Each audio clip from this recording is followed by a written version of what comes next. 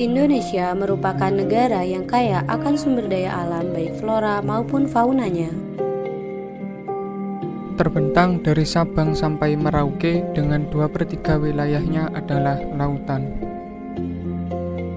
Tidak heran banyak oknum-oknum yang tidak bertanggung jawab yang ingin menguasai bahkan merusak wilayah Indonesia. Seperti telah ditemukannya drone asing atau mata-mata di beberapa daerah di Indonesia. Seperti di Kepulauan Selayar, Sulawesi Selatan, dan Kepulauan Riau. Lantas, apakah kita akan diam saja melihat fenomena ini? Biarkan keamanan dan kedaulatan negara ini dalam bahaya. Dan bagaimana solusi dari permasalahan tersebut? Kabupaten Kepulauan Selayar merupakan salah satu di antara 24 kabupaten atau kota di Provinsi Sulawesi Selatan yang letaknya di ujung selatan Pulau Sulawesi dan memanjang dari utara ke selatan. Dibagi menjadi dua wilayah pemerintahan, yaitu wilayah daratan dan wilayah kepulauan.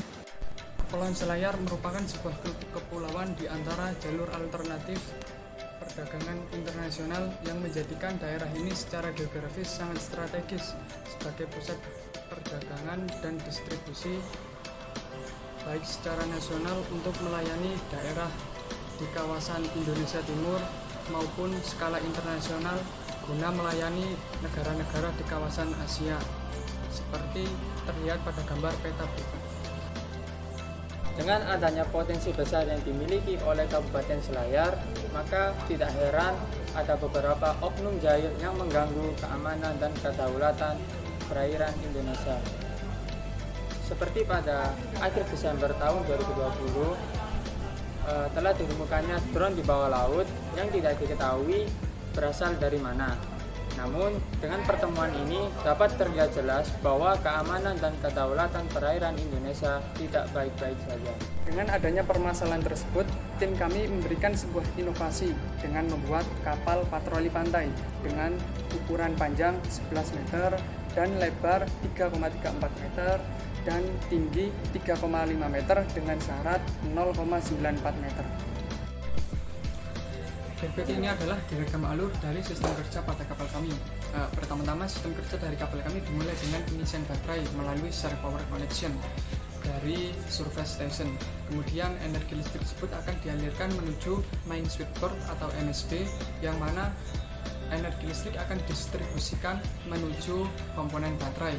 Selanjutnya, komponen baterai berperan dalam penyimpanan energi listrik dari share power connection melalui MSB tersebut. Setelah baterai terisi penuh, energi listrik dari dalam baterai akan disalurkan kembali menuju MSB untuk melakukan distribusi energi listrik ke beberapa sistem komponen. Salah satunya yakni menuju sistem navigasi. Sistem navigasi pada kapal kami umumnya sama dengan sistem navigasi kapal pada umumnya seperti kompas, GPS, dan lain-lain. Kemudian energi listrik juga dialirkan pada sistem propulsi, yang mana sistem propulsi tersebut energi listrik akan dialirkan menuju motor listrik, yang mana motor listrik tersebut berperan dalam mengubah energi listrik menjadi energi mekanik. Setelah energi mekanik tersebut akan disalurkan kembali menuju mesin waterjet guna memutar turbin yang ada di dalam mesin waterjet.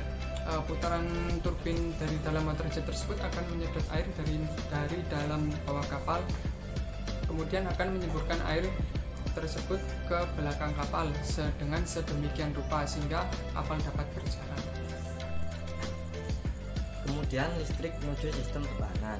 Sesuai dengan judul yang kami usung, yakni kapal patroli pantai tanpa awak pendeteksi UV, kami akan menambahkan 3 alat sebagai sistem pertahanan, yaitu pertama, multi beam echo sounder sebagai pemetaan bawah laut, kedua, magnetometer sebagai alat pendeteksi logam atau alat yang terdapat medan magnet di berdasar laut, yang ketiga, radar sebagai alat pendeteksi objek yang terdapat di permukaan laut.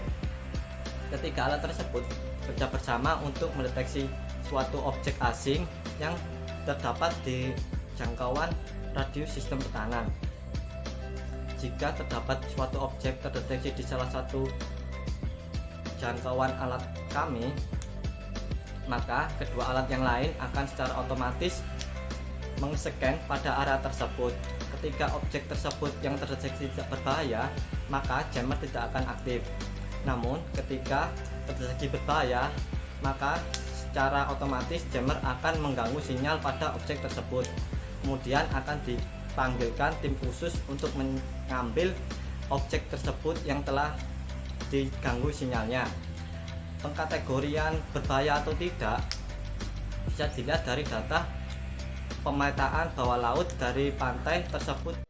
Berikut ini adalah ilustrasi cara kerja dari kapal kami dalam mendeteksi UUV.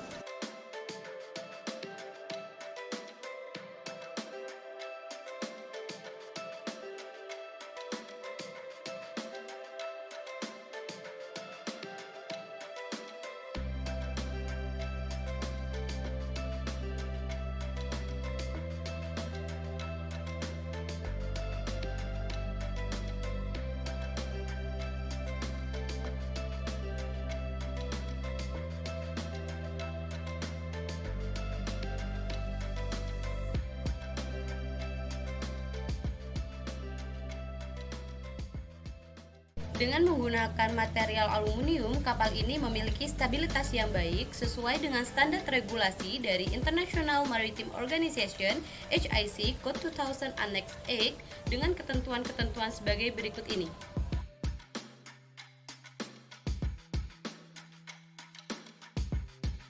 Dalam kondisi muatan penuh, kapal eksis memperoleh hasil stabilitas sebagai berikut. Yang pertama, area 0 ke 30 atau GZ max sebesar 0,851 mdegrees. Yang kedua, area 30 ke 40 sebesar 1,072 mdegrees. Yang ketiga, maksimal GZ pada sudut di atas 30 sebesar 1,561 meter. Yang keempat, sudut GZ maksimum sebesar 81,8 dek. Sedangkan untuk muatan kosong kapal, Essex memperoleh hasil stabilitas sebagai berikut. Dari area 0 ke 30 atau GZ maksimal sebesar 0,836 meter degrees. Dari area 30 ke 40 sebesar 1,71 meter degrees.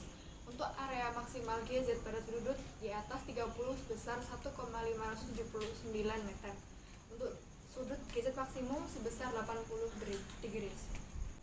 Dengan berbagai penjelasan yang telah kami sampaikan sebelumnya dan beberapa inovasi yang telah kami jabarkan, kami berharap desain kapal patroli pantai tak berawak ini dapat terrealisasikan dan dapat dikembangkan dengan lebih baik lagi, sehingga kami sebagai generasi muda Indonesia dapat turut andil dalam menjaga kedaulatan dan keamanan negara ini. Sekian dari tim Cakalang 9, Politeknik Perkapalan Negeri Surabaya, PPNS, Sukses! Jaya Maritim Indonesia.